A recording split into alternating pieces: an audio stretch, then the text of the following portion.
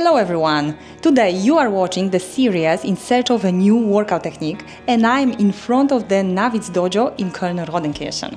I'm going to try karate today for the first time in my life. In this video you are going to find out how to do the basic moves in karate, the punch, the kick.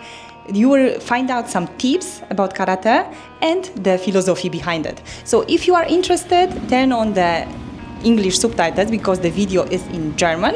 And let's go down!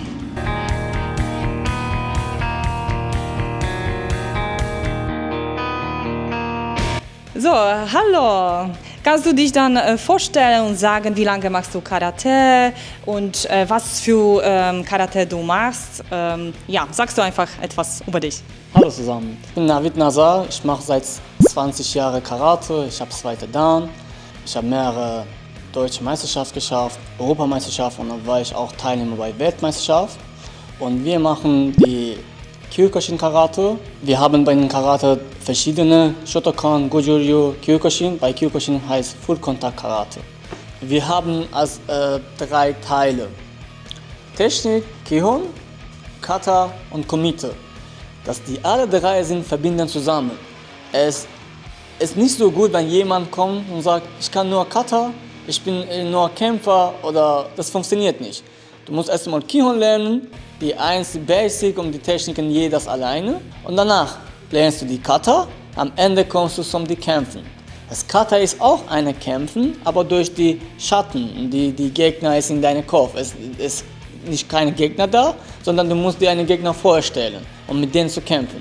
Und wenn du zum Kämpfen kommen ist, hast du einen Gegner und dann musst du mit ihm kämpfen oder mit sie kämpfen.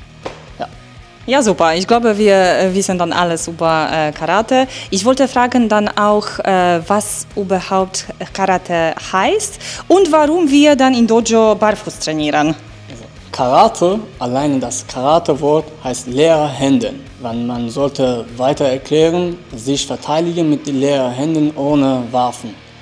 Und wir trainieren in Dojo barfuß aus mehreren Gründen. Erstens Grund, Respekt von die Dojo und die Tatami rein zu trainieren. 2, das Verletzungsgefahr ein bisschen vermeiden und dann auch von Balancieren zu helfen. Und wir können auch, wenn du barfuß trainierst, deine Muskulatur von deinen Wade und Füßen alles ist mehr aktiv ist. Ja. Ja, super. Dann konntest du mir vielleicht zeigen, dann, wie man dann mit erster dann Technik anfängt in Karate? Ja. Ja? Gut. Bei dem Karate, von die, sagen wir, dem Center Q fangen wir an, weiße Goto. Wir haben gesagt, den Karate ist selbst zu verteidigen. Das heißt, wir müssen auch die erste Technik zum Block oder Verteidigung lernen. Dann heißt das Gedambarei, das ist ein Handblock. Von oben fang an, kommt das runter. Ich zeige dir einmal ganz leicht und langsam. Sag mal, linke Hand vorne und rechter Arm ganz hoch. Die obere Arm kommt neben die Ohren, komplett hoch. Dann rutscht auf die andere Hand runter und die geht hoch. Und der sollte hier gerade sein, das wichtige Point. Und dann nochmal, die andere Hand geht hoch und kommt runter.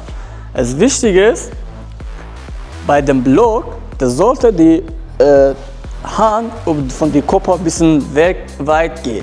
Das ist ganz schnell und hart.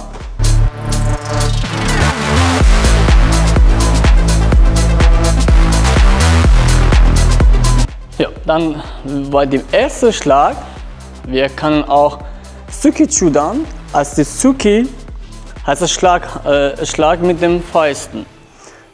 Chudan heißt Mitte, zentral. Beim Karate auf japanischer Sprache, wir haben oben Judan, Mitte Judan, zum Beine heißt Gedan.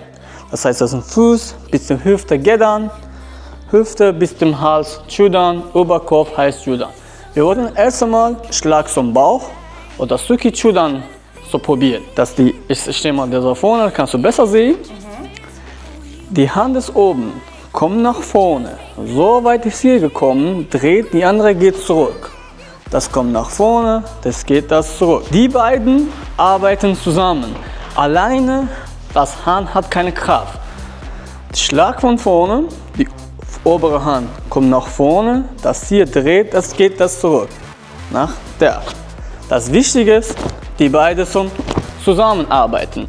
Eine Hand alleine hat keine Kraft. Die sollten immer zusammenkommen. Ganz fest.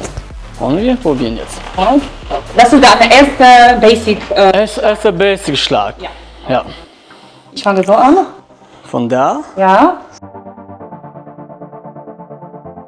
Wir haben eigentlich eine Stellung von die Basics, von die, sagen wir mal, die Kihon zum Trainieren, Technik zum Trainieren. Wir haben verschiedene Basics. Also die einfachsten kann man auch Fudachi oder Sanchindachi so nennen. Sanchindachi ist einfach Dreieckposition. Der rechte Fuß geht auf dem linken Bein, linker Fuß, geht die Schulter bereits zurück. Beide Zehen zeigen nach vorne, nach hinten. Das sollte man ein bisschen mit Hilfslinie, sagen wir mal links ist zurück, da. Rechte Ferse da auf dem linken Daumen und zurück auf der Linie, nicht zurückgehen, auf der Linie, Ferse bleibt auf der Linie. Da. Und jetzt beide Zehen zeigen nach hinten, nach innen, so. Nach da und nach da. Und jetzt, wann willst du jetzt schlagen, die Hüfte dreht das mit. Solange die Gurte sollte mitzuspielen. Okay. Und nicht vergessen, die Hand kommt nicht hier unten, bleibt ganz weit oben. Ein sehr wichtiger Punkt bei dem Schlagen, ihr dürft das nicht die Ellbogen komplett so strecken. Sollte ein bisschen beugen, aber die Faust zeigt trotzdem so gerade nach vorne. Da. Und wir schlagen da nach vorne. Gut. Ja. Super. Aus. Gut, dann jetzt kommen wir zum Treten. Treten. So, genau, so wie funktioniert dann so Basic Kick? Ich mag am meisten mehr treten als zum Schlagen. Ich kann mehr mit den Beinen arbeiten und kämpfen. Deswegen. So. Wir haben genau wie die Hände haben wir Gedan, Judan, Judan. Wir haben schon erklärt, was heißt Gedan, was heißt Judan, was heißt Judan. Bei dem einfachen Treten haben wir Mawashi Gedan. Das heißt Treten zum Oberschenkel. In Kickbox oder Thai-Box, andere Kampfsport, heißt Low Kick. Kannte jeder und ich wollte nochmal erklären. Das Wichtige ist, hintere Bein kommt hoch, die Zehe zeigt nach unten. Auf dem Steinbein zu drehen, Knie strecken und zurück sitzen. Und wieder hoch, drehen, treten und zurück. Das Wichtige ist, das Steinbein zu drehen. Das ist alles. Wenn du gut Knie hochheben und noch zum Drehen, dann hast du da. Machst du nochmal? Gut. Und strecken. Sehr gut. Und nochmal? Gleichgewicht. Ja. Gleichgewicht und balancieren. Musst du alles haben. Sehr gut. Ja. Das Wichtige ist beim Treten, egal was. Auf Japanisch Maegeri oder Front Kick, Low Kick, High Kick. Das Knie erstmal hochzukommen. Wenn du deine Knie hier oben hast, von da kannst du alles machen. Kannst du jetzt Maegeri, kannst du Mawashi Gedan, Mawashi Judan oder Uchi Mawashi. Aber wenn du direkt hochnimmst, hast du nur eine Variante. Du musst nur hoch. Wenn die Gegner, deine Gegner ist auch ein Kämpfer, der kann auch schätzen, was du willst. Was willst du treten. Wenn du hochst, von da kannst du enttäuschen.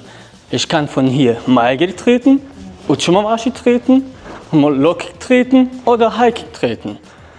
Aber von hier muss ich nur einfach Mawashi Judan. Das ist ein Punkt, die bessere Kämpfer nutzen es immer. Immer hoch und danach treten. Weil Gegner weiß nicht. Genau, was kommt. Super. Gut, dann jetzt kommen wir zum Philosophie von Karate, genau richtig, und was für Werte es dann mitbringt. Ich kann das so erklären von dem Alltag. Das hilft man von dem Selbstbewusstsein, mental vorbereiten, Stress abbauen und körperlich so gesund sein, hoffentlich und freundlicher sein. The philosophy of karate is about much more than fighting. It's about self-discipline, respect and self-improvement. It is a lifelong journey of personal growth, not just a technique for combat. It teaches self-control. True strength is shown by avoiding unnecessary conflict and using karate only as a defense. It emphasizes respect and humility. Practitioners bow, honor their teachers, and respect others, emphasizing character over ego. Karate training develops balance between body, mind and spirit. So, dann ein paar Tipps jetzt für die Neuanfänger. Ab wie viele Jahre kann man Karate trainieren und gibt es dann Altersbegrenzung? Zum Beispiel, wie lange kann man Karate dann trainieren im Leben? Die alle Personen kann ab 4 Jahre alt Karate trainieren und es gibt keine Grenze. Man kann es immer lebenlang weitermachen. Mein Trainer trainiert mit dem Pass 75, 80 Jahre alt. Der ist immer noch da und gibt uns Training. Und ich sage so, meine Meinung, solange dein Körper beantwortet und kannst du stehen und zum da zu kommen, hast du keine irgendwas harte Verletzung oder Beschränkung, kann man super gut trainieren. Ja. Und von den Leuten, die zum Karate anfangen, ich empfehle denen Geduld haben und regelmäßig zum Training kommen und kann dann sein Ziel schaffen. Als Ziel meine ich nicht nur unbedingt ein Champion zu werden, eine wollte zum Gesundheit zu kommen oder abnehmen oder Stress abbauen und so alles. Dann kann er immer regelmäßig zum Training kommen, dann wurde schon.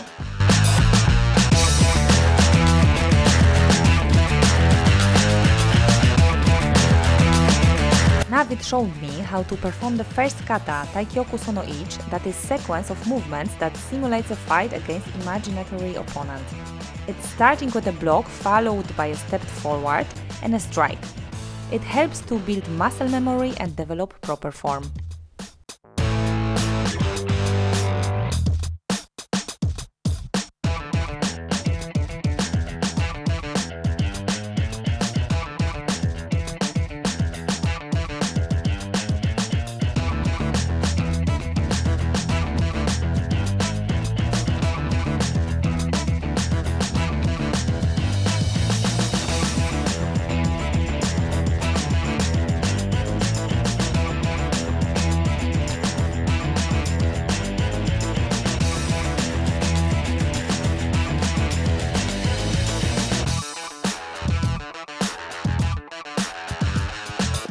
Wir möchten gleich jetzt die Ago-Schultertanzen trainieren. Das Ago ist Schlag mit den Händen. Wir stehen auf der Kämpfposition. Bei Kämpfposition, einer Fuß geht vorne, einer zurück. Das ist freiwillig. Einer ist mit links viel besser, einer mit rechts. Hände kommen hier oben. Sage ich, das sind meine Worte. Es steht nicht irgendwo, weil ich habe so, bei mir ist es angenehmer und einfacher. Die Hände sieht wie eine 11 aus, hier oben. Und ja, von da, die obere Hand schlägt zum Brust und dann kommt zurück die andere. Dann besser, wenn du schlägst, nicht hier halten. 1, zurückziehen, 2, zurückziehen. 1, 2. So hart es geht. Und wir schlagen nicht nur mit dem Schulter oder mit den Händen, sondern mit dem Hüfte rein. Papp, papp. Okay, so hart es geht. Und wir probieren mal die alles mit dem Pratze. Du stehst erstmal auf die Kämpfposition, egal freiwillig welche Beine vorne, dann schlägst du da rein. Ich, zweimal. Mit jedem Fall zweimal schlagen. Ich, genau, nee. Sehr gut.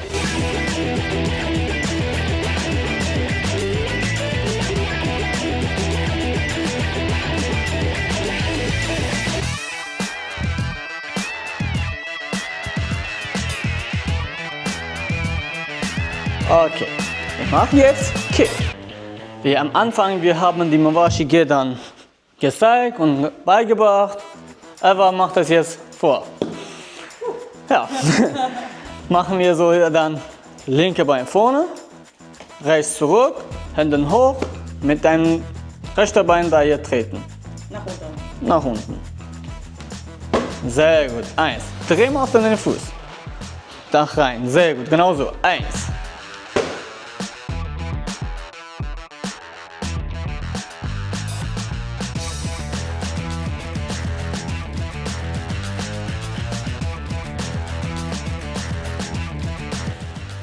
Super. Und jetzt machen wir eine Kombi, Hände und Beine. Du schlägst. Ich zeige einmal vor, auf dem Luft. Mit vorderer Hand. Ago, Ago. Sorry, hintere Hand fang an. Ago, Ago. Hintere Bein mach Gedan. Da, wenn du mit hinterer Hand anfangen, hast du vordere Hand schlagen. Hintere Beine ist bereit, jetzt reinzutreten. Okay? Wir probieren mal jetzt. So, 1, 2, 3. Okay? Los. Ich. Bam. Nee. Bop.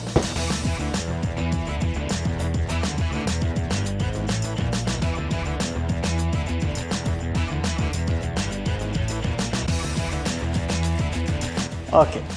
Die zwei, einmal schlagen, einmal treten, ist basic und ganz einfacher treten und schlagen. Aber wenn man richtig gut macht, er kann richtig wehtun. Und wir haben die Leute wie Hajime Kazumi, ist ein aus Japan, ist genau mit den beiden Techniken Weltmeister geworden. Wenn die eine Technik so viel übt, dann du super gut machst, dann kannst du alles mit denen schaffen. Ja. The important part in karate class is a fighting kumite. Navid explained that this sparring allows to apply the techniques and strategies I've learned so far on the class. This part was the most challenging for me, as I still need lots of practice.